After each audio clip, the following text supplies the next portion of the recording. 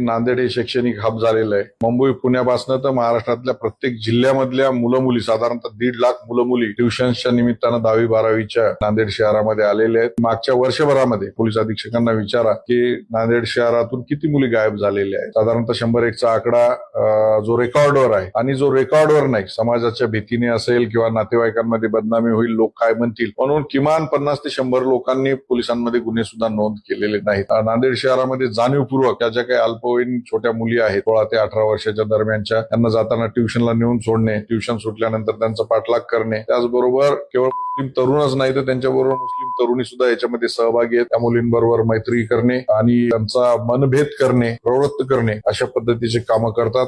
हळूहळू मैत्री वाढवतात, त्यांना मदत करण्याचा बहाणा करतात आणि प्रेमामध्ये गुंतून लवकरच जी काही बॉर्डर आहे आमच्या नांदेड जिल्ह्याची, कर्नाटक आणि आंध्राची, तिथून बॉर्डर पास होऊन हैदराबाद, बिदर, गुलबर्गा या ठिकाणी नेऊन तिथे निकाहनामे लावतात, ते सर्टिफिकेट घेतात आणि तिथले काही मुल्ला मौलवी लोक जे आहेत ते मुद्दाम या कामासाठी आर्थिक मदत करतात. अशा पद्धतीची एक मोडस ऑपरेंडी या